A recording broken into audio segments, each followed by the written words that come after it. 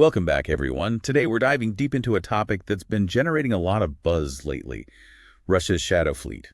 Yeah, it seems like every week there's a new headline about these vessels and their role in global trade and geopolitics. And it can be tough to separate fact from fiction, especially given the clandestine nature of these operations. But that's what we're here for. Right, to cut through the noise and provide you with some clarity on what we know about this fleet, how it's evolving, and what it all means for the maritime world. We've been digging into some recent data, reports, and analyses. And there's a lot to unpack. Absolutely. So let's start with the basics. For anyone who might be new to this topic, the term shadow fleet refers to a collection of vessels that operate outside the bounds of traditional regulated shipping.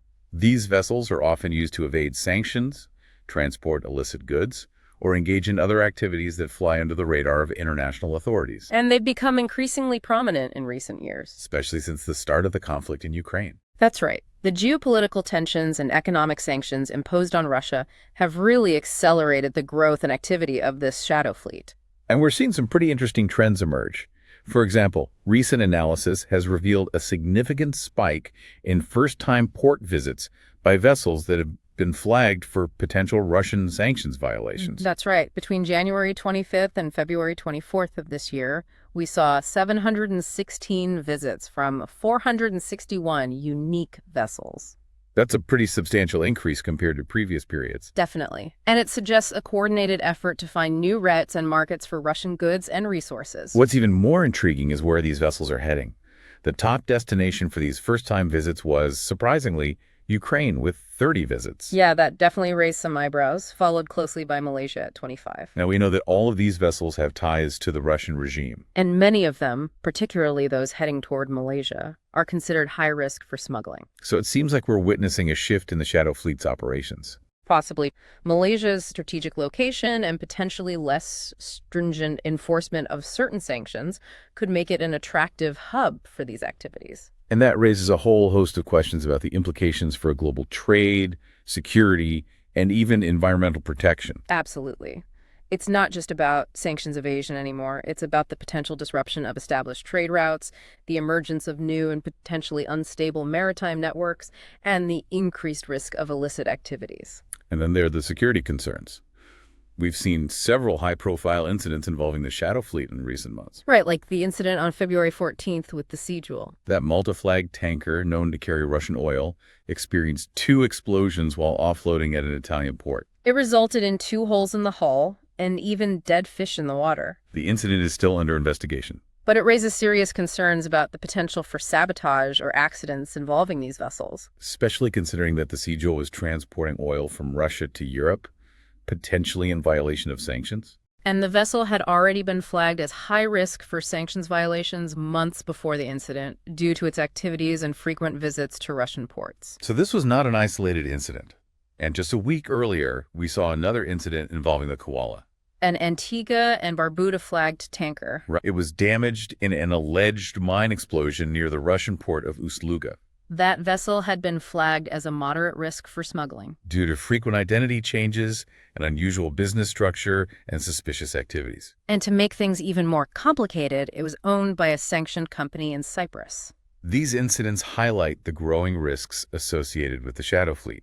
It's not just about economic implications anymore. It's about the potential for environmental damage, maritime security threats, and even escalating geopolitical tensions. And it's not just about tankers either. There's another aspect of the Shadow Fleet's operations that has been raising concerns. Their activities near submarine cables. Yes, that's a critical area that doesn't always get the attention it deserves.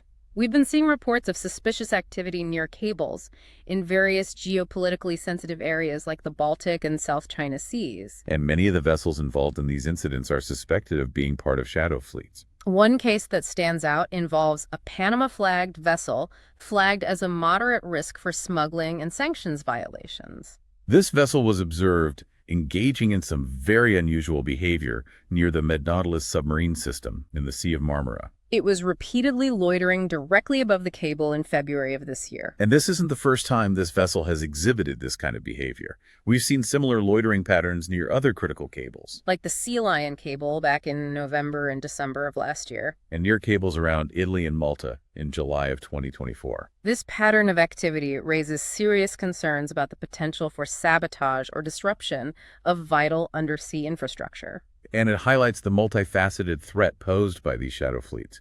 It's not just about evading sanctions or transporting illicit goods. It's about the potential to disrupt global communications, financial transactions, and even national security. So we're dealing with a complex and evolving threat that requires a comprehensive and coordinated response from the international community. Yeah, it really does make you wonder how we can even begin to counter these activities when they're so good at hiding in plain sight. Right, these vessels change their identities, turn off their tracking systems. And they use these super complex ownership structures that makes it incredibly hard to figure out who's really behind them. You're right. Traditional methods of maritime surveillance just don't seem to cut it anymore. Yeah, we need something more sophisticated, something that can keep up with their evolving tactics. And luckily, technology might be able to help. So what kind of technology are we talking about here? Well, AI and advanced data analytics are really showing some promise in this area. How so? These systems can analyze massive amounts of data, identify patterns, and alert us to suspicious activity almost in real time. So basically connecting those dots, that would be impossible for humans to do on their own. Right. Imagine a system that could track a vessel's entire history, its ownership changes, the ports it's visited, its cargo, and then use all that information to determine if it's engaging in any risky or suspicious behavior. That would be a game changer for sure. Yeah. But technology is only part of the solution, right? What about cooperation and information sharing? Absolutely. We need a more coordinated approach. Governments, intelligence agencies, maritime organizations, we all need to be on the same page, sharing information and working together. Because a siloed approach just won't be effective against a network as sophisticated and interconnected as this shadow fleet. Right. Think about it. Undersea cables carry about 99% of global internet traffic. Yeah. Any disruption to that infrastructure could have a devastating impact on so many things. Financial transactions, communication networks, national security. It's really a wake-up call for the entire maritime industry. We need to step up our game. And that means investing in technology, enhancing our due diligence procedures, and fostering a culture of vigilance across the entire sector. So it's not just about catching the bad guys after they've done something. It's about preventing these activities from happening in the first place. And ultimately protecting the integrity of global trade and the stability of the maritime domain. It's clear that this shadow fleet poses a significant challenge, a challenge that requires awareness, vigilance, and a collective effort to counter.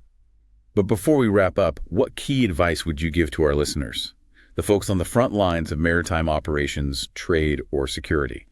How can they navigate these increasingly murky waters? Well, first and foremost, stay informed. Knowledge really is power in this game. Keep up with those sanctions, understand the tactics these shadow fleets are using, and the new technologies designed to track them. What practical steps can individuals and organizations take? Due diligence is absolutely crucial. Scrutinize those vessels you're engaging with.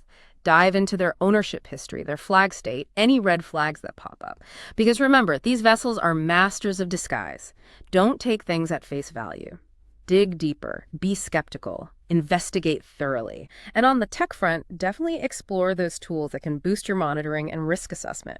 AI-powered platforms are becoming really good at analyzing huge amounts of data, spotting those potential threats that might slip through the cracks otherwise. So invest in the tools that help you connect the dots and don't shy away from innovation. The maritime world's changing fast and we need to keep up. Couldn't agree more. So our mission is clear. Stay informed, be vigilant, embrace technology, and work together.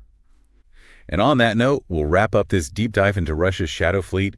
Hope you found it informative, insightful, maybe even a little thought-provoking. Stay vigilant out there. Until next time,